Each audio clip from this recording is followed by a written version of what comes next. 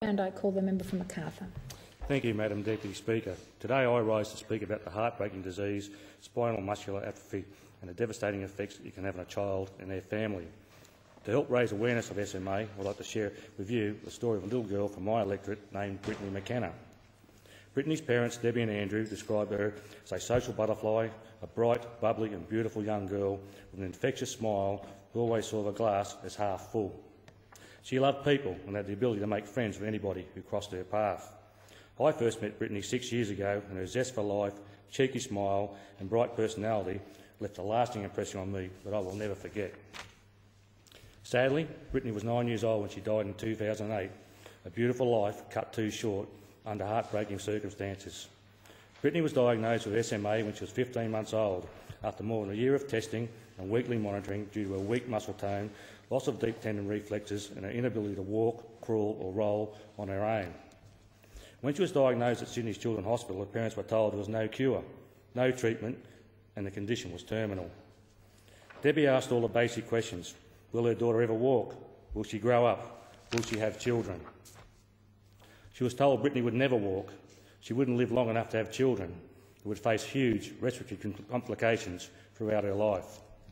Madam Deputy Speaker, I have two beautiful daughters myself and can't imagine being told that my baby girl would probably die before she finished primary school. After the diagnosis, the next 8 years for Brittany and her family were intense. In total, for the 9 years of her life, Brittany spent more than 5 years in hospital. SMA is an extremely difficult disease to live with. The loss of nerves in the spinal cord causes muscles to become weaker over time. The weakness not only affects the arm, leg and neck muscles, but also the muscles which assist breathing and eating. Brittany's muscles were so weak that she couldn't eat without choking. She couldn't cough when she needed to, and at times she struggled to breathe. She had 41 surgeries in her short life, suffered with severe scoliosis, chronic pain, ongoing pneumonia and multiple lung collapses. She had central apnea, which caused her to stop breathing in her sleep, and her mum would often have to resuscitate her. Children living with SMA are very bright, with above average intelligence, but unfortunately their bodies can't keep up with them. Knowing she was going to die, Brittany was only 4 when she said to her mum, "When I go to heaven, can you catch a plane to visit me when I'm lonely?" A heartbreaking question that no parent should ever have to answer. Madam Deputy Speaker, while telling Brittany's story, I must also mention the lack of funding and respite for families living with SMA. There was limited support offered to Brittany's family and no respite because she was classified as too high medical support and under palliative care. Brittany's mum was proficient at all her medical needs, including IV medications. At 5 years old, Brittany had IV feeding fluids for a central line in her heart 24 hours a day, a tube in her stomach for some of her medications. She also had her complete large bowel removed at age 7. In between all the years spent in hospital, the 41 surgeries and the 24-hour intensive care for their daughter, Debbie and Andrew also had to do their own fundraising for equipment and home modifications to support Brittany. Life at a hospital bed included a constant struggle with red tape, bureaucracy, budgets and politics in an attempt to get some support.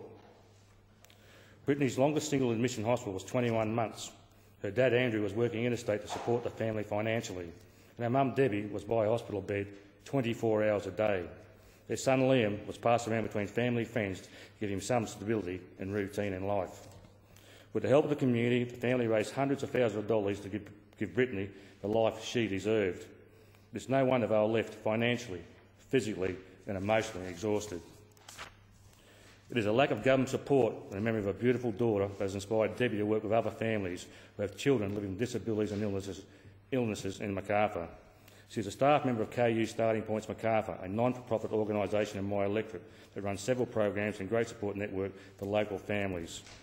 Debbie said her wish is for all children to have the right to be their best and to know no boundaries on their abilities. Despite the heartache and pain Brittany's family have been through, the parents say they were blessed to have such a beautiful daughter who touched the lives of so many and left a lasting impression in the Macarthur community. I hope that by telling Brittany's story that it will raise awareness of SMA and encourage families living with the condition to take one day at a time and enjoy those precious moments with their children. And while aeroplane trips to heaven might not be possible, I'm sure Brittany is watching over her family with an enormous amount of pride as they strive to make this world a better place for all children living with disabilities and their families. Rest in peace, dear Brittany. You will always be remembered by your family, friends and community I thank the member for Bowler and other members for bringing the awareness of SMA to this parliament. Thank you, Madam Deputy Speaker. Order. The time allotted for this debate has expired. The debate is adjourned and the resumption of the debate will be made an order of the day for the next sitting.